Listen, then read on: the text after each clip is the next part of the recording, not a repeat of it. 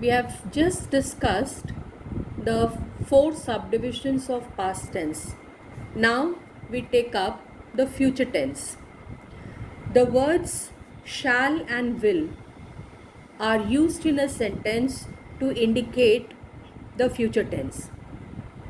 They are used to denote time, intention, act of will, determination, and promise. Here are two sentences. In one, I have used the word shall, and in another, I have used the word will. So, in the sentence, I shall go tomorrow, in this sentence, you find that the time and intention is expressed without determination. This is the difference between use of shall and will. And when you have to show determination, then you are using the word will. So without determination, you can use the word shall, and with determination, you can use the word will. Then the rules. The future can be expressed by am, is, are, going to plus infinitive if there is the idea of intention or certainty. You can use these am, is, or are going to. Now take for example, it is going to rain. So I have used here it is. I have told you, you can use am, is, or are, and along with that you can use going to.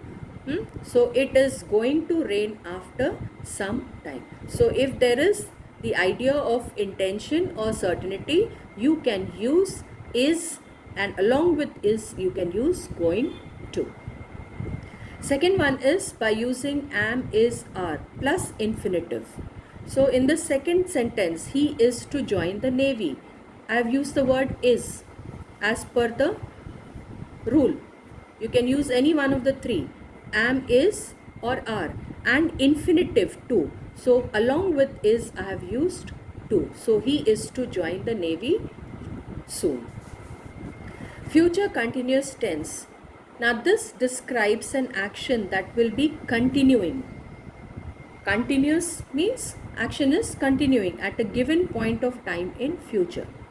For example, what will you be doing this evening? Okay, so you find here that in this, what do you find here? You find the sentence being framed. What will is the future,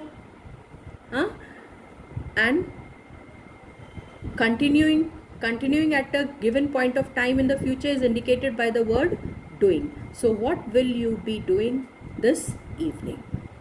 Okay, future perfect is used to describe an action that will be completed at a given point of time in future. Now future perfect, future shall is indicating the future tense. Perfect, have.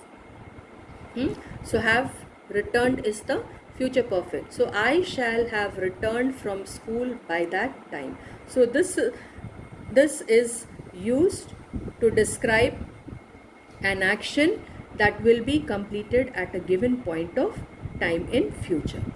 Okay, then future perfect continuous tense.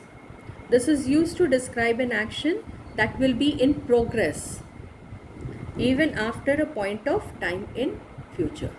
Okay, so don't call your grandfather, he will be having dinner. So what do you find here? That the action to describe an action that will be in progress even after a point of time in future. This is being indicated by this is being indicated by the use of the words in the sentence that he will be having dinner. This indicates the point of time in the future. Okay, so action is calling. Don't call your grandfather, and that will be in progress and even after the point of time in future. That means this having dinner is the point of time referred here in the sentence. So this is how you can frame the sentence using the forms of future tense. But remember that when you are changing from active to passive or passive to active, the last two forms of the future tense are not to be considered. Okay, You can change it in any other, you can change it in any other form by using any other forms of tense except the last two forms, that is the future perfect and the future perfect continuous tense form, only in active and passive. Otherwise with tenses you have to take into consideration all the four forms of all the three main tenses. So I stop the explanation here.